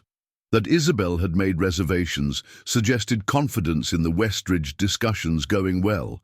She still understood my professional rhythms, even from a distance. Perfect, I replied, looking forward to it. This new cadence between us, thoughtful gestures, intentional communication, deliberate creation of shared experiences, represented our effort to rebuild, not by restoring what was lost, but by creating something better. More authentic, more conscious, more resilient. My phone rang, Jeffrey calling for our weekly check-in. Another intentional practice established during these months of reconstruction. Family connections, I'd realized, required the same deliberate attention as business relationships, perhaps more. "How's my favorite corporate titan?" he greeted. When I answered, "Contemplative," I replied honestly. The Westridge discussion went well, but it's triggered some broader thinking. "Dangerous territory," Jeffrey teased. "You're not having a midlife crisis, are you? No sudden urge to buy a sports car or climb Everest?" I laughed. Nothing so dramatic, just recognizing that success metrics need regular recalibration. The eternal question. What counts as winning? Jeffrey had always cut to philosophical, cause with surprising directness. And speaking of recalibration, how are things with Isabel? "Progressing," I said after a moment's reflection. "We're having dinner tonight to discuss the Westridge acquisition. Business talk as date night." "You two really are made for each other," he observed without malice. "But seriously, how's the trust rebuilding going?" It was a fair question, one I'd been asking myself regularly. Trust after betrayal wasn't restored through declarations or promises, but through consistent patterns of transparency and accountability. We'd established new boundaries, new communications practices, new methods of connection designed to strengthen rather than assume trust. "It's a daily practice," I answered truthfully. "Some days easier than others, but moving in a positive direction. And the prenup clause, still holding that in reserve. The infidelity clause had remained uninvoked, though legally active. We'd established a modified postnuptial agreement during our separation, one that acknowledged the breach but created a pathway for potential reconciliation with appropriate safeguards for both parties. Patricia had handled the legal details, with her usual thoroughness, creating documentation that protected interests while allowing emotional healing. "It's a backup system, not a primary control," I explained. "Trust but verify, as the saying goes." "Very you," Jeffrey noted. "I'm glad you're finding a way forward that honors both your business brain and your heart. Not an easy balance." "The most valuable things rarely are," I observed. After ending the call, I spent the afternoon reviewing Westridge acquisition materials, participating in planning meetings for next quarter's security platform updates, and addressing correspondence that had accumulated during the morning's negotiations. The rhythm of business continued. Strategic decisions, tactical implementations, measurable outcomes. At 6:30, I left the office and drove home to change before dinner. Our house on Mercer Island felt different now, not just because of the separate bedrooms we maintained during this rebuilding phase, but because we approached the space with greater intentionality.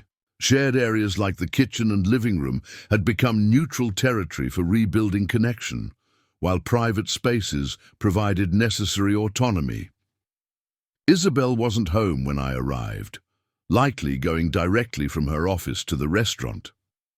Her consulting firm had quickly established a solid client base, her expertise in marketing strategy particularly valuable to companies navigating public perception challenges. The professional independence had been good for her, creating confidence built on personal achievement rather than reflected status. I showered and changed into a charcoal suit with a deep blue tie that Isabel had once mentioned complemented my eyes. These small considerations, not calculated manipulation, but genuine attention to what might bring pleasure to the other, were part of our new approach to relationship.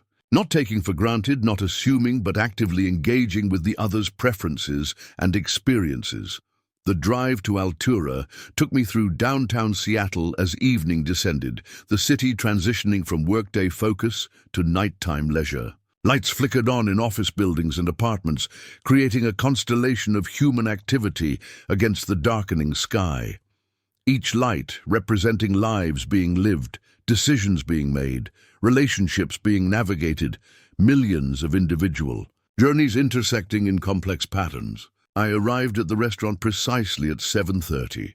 The punctuality, a professional habit that extended to personal commitments. Isabel was already seated at a corner table, elegant in a simple black dress, with a single strand of pearls. The anniversary gift I'd given her before discovering the affair with Grant. Her wearing them tonight wasn't accidental. Like everything in our reconstructed relationship, it represented deliberate choice, an acknowledgement of our history, both the joyful milestones and painful breaches. We weren't pretending the affair hadn't happened. We were integrating it into a more comprehensive understanding of our relationship's journey. "You look beautiful," I said as I joined her, the observation genuine rather than obligatory. "Thank you." Her smile reached her eyes, something I now noticed consciously, having learned through therapy to recognize the subtle differences between social performance and authentic connection. "I heard the Westridge meeting went well." Initial alignment. Established, I confirmed, as the sommelier approached with the wine list. Their technical innovations in mobile security complement our enterprise focus nicely. We paused to select a bottle of Willamette Valley Pinot Noir, a mutual favorite from a vineyard we'd visited during happier times. Once served, we touched glasses in a silent acknowledgement of the moment's significance. Another step in rebuilding, another opportunity to connect authentically. "Tell me about the human side of the acquisition," Isabel suggested as we studied the menu. "How did their executive team respond emotionally to the proposal?" The question represented another change in our interaction patterns. Previously, our discussions of business had focused primarily on metrics and strategies, opportunities and threats. Now we deliberately expanded the aperture to include the human elements, the psychological and emotional dimensions that influence decisions beyond rational calculation. Their CEO, David Chen, seemed both excited and anxious, I shared. The acquisition represents validation of his vision, but surrender of complete control, a complex, emotional equation. "How did you address that tension?" Isabel asked, genuinely interested. "By acknowledging it directly. I shared some of what I've learned through our journey, that maintaining an illusion of perfect control often prevents exploring beneficial possibilities." Isabel's expression softened. "You've changed," she observed. 6 months ago, you would have focused exclusively on the strategic advantages rather than emotional concerns." "We've both changed," I acknowledged. "Perhaps that's the only positive outcome of difficult experiences. They force evolution that comfort never requires." We ordered our meals and settled into conversation that flowed more naturally than it had in months. Isabel shared challenges with a new client struggling with public backlash after a data breach. I outlined the technical integration questions the Westridge acquisition would create. Professional topics provided neutral ground where we could practice deeper listening and authentic engagement without immediately confronting the emotional complexities still being navigated in our personal relationship. As we finished our entrees, Isabel shifted the conversation to more personal territory. "I had a productive session with Dr. Chen yesterday," she said, referring to her individual therapy, which continued alongside our couple's counseling. We discussed my patterns of seeking external validation when facing internal uncertainty. That seems to be a central insight, I observed, appreciating her transparency. Early in our rebuilding process, we'd established a practice of sharing therapy insights without expectation of specific responses, simply creating shared awareness of our individual growth journeys. She nodded, turning her wineglass slowly. Between her fingers, I realized something important about my relationship with Grant. It wasn't about him specifically. It was about what he represented: attention without vulnerability, validation without the risk of disappointed expectations. How so? I asked, genuinely interested in understanding the dynamics that had led to our crisis. With you, I always cared deeply about your perception, your approval. That made your periodic emotional distance painful because it mattered so much. She met my eyes directly. With Grant, the emotional stakes were lower. If he approved of me, it was gratifying. If he didn't, it wouldn't devastate me. That created an illusion of safety.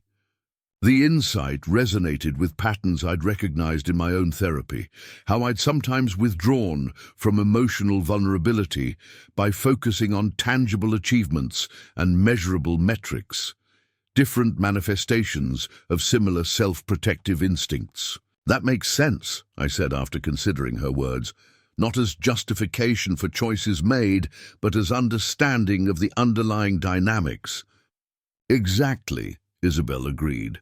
Understanding doesn't excuse, but it does illuminate paths forward. Dr. Chen calls it compassionate accountability, holding ourselves responsible for actions while extending understanding to the complex motivations behind them. We continued this deeper conversation through dessert and coffee, exploring insights from our respective growth journeys without attempting to resolve all questions or reach definitive conclusions. The practice of sitting with complexity rather than demanding immediate clarity, another skill we were consciously developing. As we prepared to leave the restaurant, Isabel hesitated, then reached across the table to touch my hand lightly. Thank you for being willing to engage in this rebuilding process. I know it would have been easier to simply invoke the prenuptial clause and move forward independently. Easier isn't always better, I replied, turning my hand to briefly clasp hers. And sometimes the most valuable assets aren't listed on balance sheets. Outside, the October night was clear and cool, stars visible despite the city lights. We walked to our separately parked cars, the physical distance a reminder of our still evolving status. Neither fully separated nor completely reunited, but intentionally navigating the complex territory between.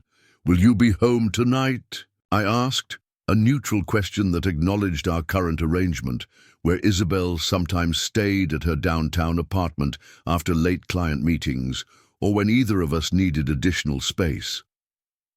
Yes, she said, I'll probably be up for a while reviewing client proposals if you want to continue our conversation later. The invitation was gentle, without pressure or expectation. Another aspect of our new approach, creating opportunities for connection without demand, offering possibilities rather than assumptions. I'd like that, I replied. I have some reading to finish for tomorrow's technical review, but should be done by 10. This casual coordination, mundane on the surface but significant in context, represented another small brick in the foundation we were carefully rebuilding. Trust reconstructed through consistent patterns, reliable communications, transparent intentions. Driving home separately, I reflected on how dramatically my perspective had evolved over these 6 months. The initial discovery of Isabel and Grant's affair had triggered a primarily strategic response, leveraging contractual clauses and business agreements to create consequences and protect assets. It had been effective but incomplete, addressing Symptoms rather than underlying conditions. The deeper work had come later through therapy and self-reflection. Understanding that successful relationships, like successful businesses, required more than transactional exchanges or contractual obligations. They needed ongoing investment, regular maintenance, continuous innovation, and occasional complete redesign when existing structures proved inadequate. At home, I changed into more comfortable clothes and settled in my home office with technical specifications for the Westridge integration. The work was complex but satisfying, identifying connection points between different security architectures, envisioning how distinct systems could communicate effectively without compromising their essential functions. An apt metaphor for the personal work Isabel and I were undertaking, finding interfaces between our individual systems that allowed meaningful connection without demanding fundamental identity transformation. Discovering protocols for authentic communication that respected boundaries while facilitating genuine intimacy. At 10:15, I heard Isabel return. The sound of her movements in the kitchen, the refrigerator opening, a glass being filled, created a gentle domestic soundtrack that was both familiar and newly appreciated. These ordinary moments had once been background noise in a busy life. Now they registered as significant, their presence no longer taken for granted. I closed the technical documents and went downstairs. Isabel was at the kitchen island, reviewing client materials on her tablet while drinking herbal tea, chamomile with honey, her nighttime ritual for years. "Productive evening?" I asked, filling a glass with water from the filtered dispenser. She looked up with a small smile.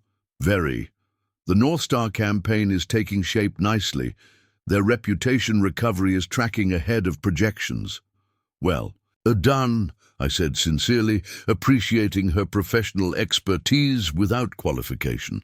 Another intentional change in our interaction, specific recognition rather than general acknowledgement. We moved to the living room by unspoken agreement, settling into opposite ends of the sectional sofa with comfortable distance between us. Physical intimacy remained a carefully considered frontier in our rebuilding process, not rushed, not assumed, but approached with conscious intention when both felt ready. "I was thinking about something Dr. Chen mentioned in our last joint session," Isabel said after a moment, "about how crises sometimes reveal strengths we didn't know we possessed. What strengths do you think this situation has revealed in you?" I asked, genuinely curious about her self-perception through this process. She considered thoughtfully before answering. "Resilience, certainly. The capacity to face painful truths without self-deception. And perhaps most importantly, the courage to rebuild rather than simply retreat when confronted with the consequences of my actions. Those are significant strengths," I acknowledged. "They've been evident throughout this process." "And you?" she asked. "What has this experience revealed about your capabilities?" The question deserved careful consideration, not a rehearsed answer, but an authentic assessment of lessons learned through difficulty. "The ability to separate strategic response from emotional reaction," I began, "to create space for understanding even amid betrayal. And perhaps most surprisingly, the capacity to remain open to new possibilities when established patterns fail." Isabel nodded slowly. "Not just fallback redundancy systems, but complete architectural redesign when necessary." "Exactly," smiled at her use of technical terminology to express emotional concepts, a bridge between our different communication styles that we'd consciously developed during therapy. "Do you think," she asked carefully, "that we're building something better than what existed before?" It was the question that underlay all our careful reconstruction efforts. Not just repair, but improvement. Not returning to a flawed status quo, but creating something more resilient, more authentic, more consciously maintained. I believe we are, I said, after thoughtful consideration. Not because the crisis itself was positive, but because it forced us to address fundamental weaknesses in our relationship architecture that might otherwise have remained unexamined. Like discovering a security vulnerability before catastrophic breach, she suggested, continuing the metaphor. In a sense, although the breach did occur, I noted, perhaps more like implementing significantly improved security after an initial compromise, creating systems stronger than the original precisely because they're designed with awareness of potential vulnerabilities. We continued this conversation for another hour, exploring the surprising growth opportunities that had emerged from our crisis. Not minimizing the pain or justifying the choices that had created it, but recognizing that meaning could be constructed, even from difficult experiences if approached with intention and awareness. As we prepared to retire to our separate bedrooms, a boundary we maintained as part of our gradual rebuilding, Isabel paused at the foot of the stairs. "I have my quarterly therapy assessment with Dr. Chen on Thursday," she said. She suggested, "It might be time to discuss next steps in our living arrangements, if you're open to that conversation." The suggestion represented another potential milestone in our reconstruction process. Not pushed, not demanded, but offered as a possibility if mutually agreeable. "I think I am," I said after brief reflection. "We've established solid new communication in patterns these past months. Perhaps it is time to consider adjustments to our current arrangement." Isabel nodded, neither presuming nor dismissing what those adjustments might entail. "We could discuss options after Thursday's session, if that timing works for you." "It does," I confirmed. "I'll adjust my calendar accordingly." A simple exchange on the surface, logistical coordination between two adults sharing living space. But beneath that surface lay significant meaning. Mutual recognition of progress made, shared willingness to consider evolution in our relationship status, commitment to continuing the rebuilding process with professional guidance.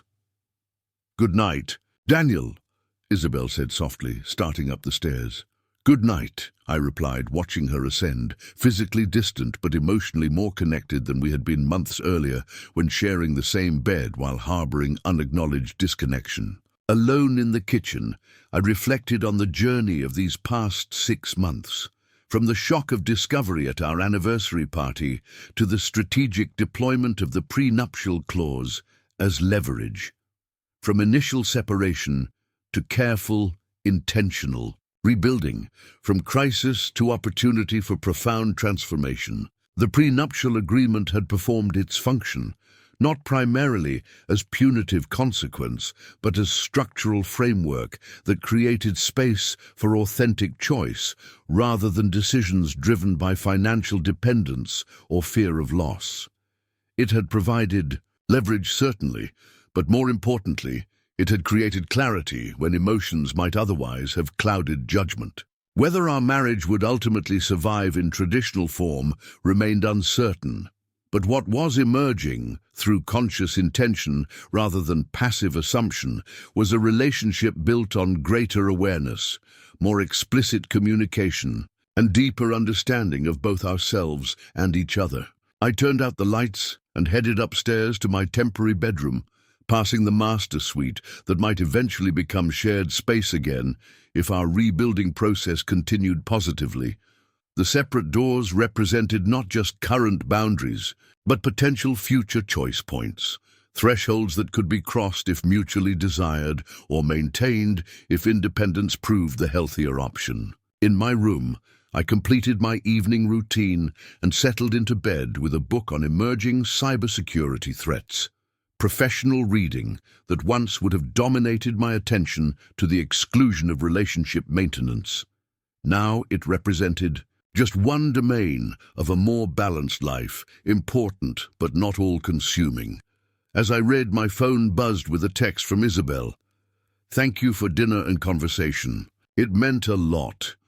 A simple message, yet significant in context. Not taken for granted interaction, but consciously appreciated connection. Not assumption, but acknowledgement. Likewise, I replied, looking forward to Thursday's discussion. This new pattern, intentional appreciation expressed rather than merely felt, gratitude articulated rather than assumed, represented another small but meaningful adjustment in our interaction. One of many micro changes that collectively created macro transformation. Setting aside my book, I reflected once more on the strange journey that had brought us here. From the public facade of our anniversary party, celebrating a marriage already compromised by secret betrayal, to the current reality of consciously rebuilding with full awareness of both strengths and vulnerabilities. The prenuptial clause they hadn't read or had forgotten had initially seemed like merely a legal advantage in a relationship turned adversarial. But its true value had proven more nuanced, creating a foundation of security from which authentic choice became possible. Not forcing reconciliation through financial dependency, but allowing it to emerge genuinely if mutually desired. Whether our marriage ultimately thrived in renewed form or evolved into a different kind of connection, the journey itself had already provided invaluable lessons. That preparation creates options when emotions might otherwise limit choices. That systems require regular maintenance and occasional complete redesign when structural weaknesses emerge. That crisis, while never welcome, sometimes reveals possibilities for growth that comfort never demands. As I drifted toward sleep, one final realization crystallized. The prenuptial agreement, with its forgotten infidelity clause, had protected what was truly valuable, not just financial assets or business interests, but the opportunity to make decisions from clarity rather than fear, from strength rather than vulnerability. That opportunity to choose our path forward consciously rather than reactively might prove the most valuable asset of all. Not a predetermined outcome, but the freedom to determine what came next based on authentic assessment rather than external pressure or internal insecurity.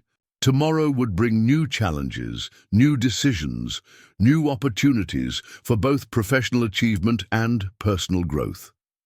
I would face them with the clarity that comes from weathering significant storms, not unscathed, but strengthened by the necessity of rebuilding what matters most, with greater awareness of both structural integrity and potential vulnerabilities. The most valuable lessons, after all, often come from our most difficult experiences, not because difficulty itself is desirable, but because it forces evolution that comfort never requires.